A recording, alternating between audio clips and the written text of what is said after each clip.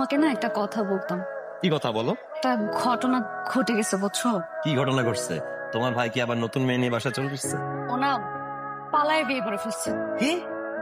ভাই পালায় বিয়ে করছে, তুমি এই কথাটা ইনায় বিনায় বলতেছে এখন আমাকে?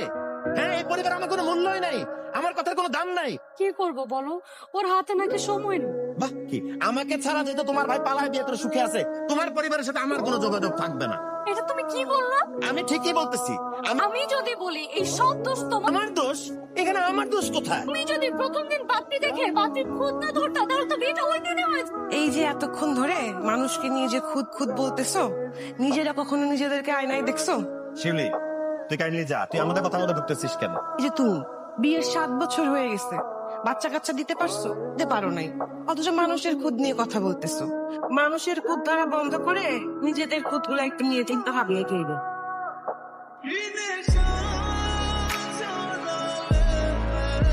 লিনি, তুমি শিউলির কথায় কিছু মনে করো না। এই তো বল, সত্যি কথাই বলছে। এতদিন বরং আমার চোখ বন্ধ ছিল। ওকে ভালো দেখে একটা স্পেশালিস্টকে দেখাও। আমি দেখাবো? হ্যাঁ, তুমি দেখাবা। অবশ্য কি শুধু আমার থাকতে পারে, তোমার কোনো সমস্যা থাকতে পারে না? দেখো, আমি 100% শিওর আমি নিখুঁত, আমার কোনো খুঁত নাই। কোনো দোষ নেই, তুমিও যাবে কালকে আমার সাথে। অসম্ভব। কেন অসম্ভব? আমি যদি বলি খুদটা আসলে তোমারই। সেই শাস্তি তুমি কই থেকে পাইছো? তোমার মার বাড়ি থেকে? এই খবরদার, খবরদার, আমার মাকে নিয়ে তুমি একটা কথা বলবা না। হ্যাঁ, কি করবা? তুমি একটা সাইকো। তোমার সাথে যে আমি এতদিন সংসার করছি এটা তোমার ভাগ্য। তা আমি কি বলছি তোমার সাথে সংসার করতে চাই? আমিও তোমার সাথে সংসার করতে চাই না। তুমিও চোখের সামনে থেকে বেরো, ভাগো, যাও। আমি তোমার সাথে থাকতে চাই না, আমি ওইখানে থাকবো না। তোমার সংসার তুমিই করো। ভাইয়া, ভাইয়া একটা কথা বলতে চাই। বলো। ভাবির ভাই যে পালায় বিয়ে করার সিদ্ধান্ত নিচ্ছে কার বুদ্ধিতে জানো? ভাবির বুদ্ধিতে। আমি আমার নিজের কানে শুনে আসছি। সামান্য একটু ঝগড়াতে কেউ বাড়ি ছেড়ে ব্যাগ ট্যাগ গুছিয়ে বাপের বাড়িতে যায়। একটা কথা বলি ভাইয়া, দোষটা না ভাবিরই, নিজের দোষ ঢাকার জন্য ভাব ধরছে। শিউলি, তোর কথা বলা শেষ হয়েছে? তোর কথা বলা শেষ হলে তুই যা, আমার এখন এসব শুনতে ভালো লাগতেছে না। তুমি না একবার যে ভাবিকে নিয়ে এসো। ভাবির যখন ভাব কমে যাবে দেখবা সে নিজের থেকে চলে আসছে।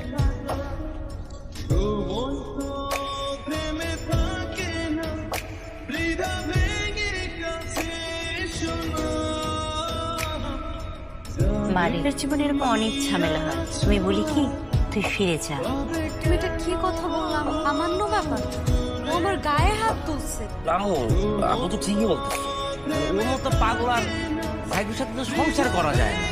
ও আর কখনো যেতে হবে না এখানে। আমার দেখছেন, এই লোক আমার জন্ম নিয়ে প্রশ্ন তুলছিল, আপা হয়ে কিছু বলে নাই, না বলে চলে আসে। তোর সিদ্ধান্ত কি? আমি ওই বাড়িতে আর কখনো যেতে চাই না, আর এটাই আমার শেষ সিদ্ধান্ত। একটু ভেবে চিন্তে সিদ্ধান্তটা নিতি। তো পাগলের সাথে তো সংসার করতে হবে না।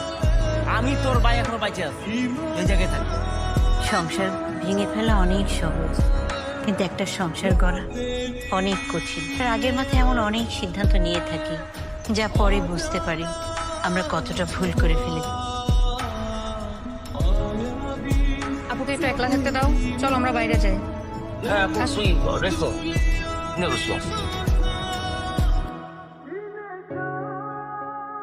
আমার চেম্বারে যারাই আসে আমি তাদেরকে বলি ভালো, কারণ ডিভোর্স তো কোনো সমস্যার সমাধান না।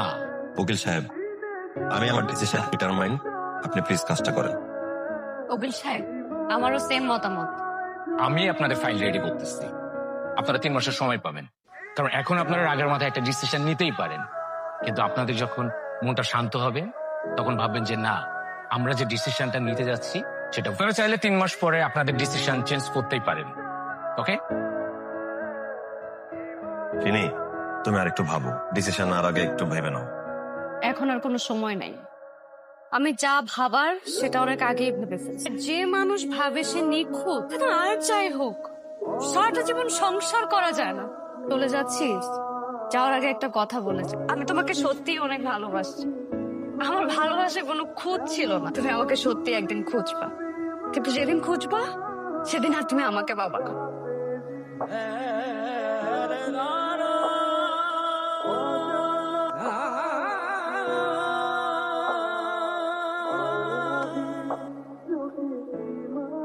মামা এই যে এখানে রাখেন।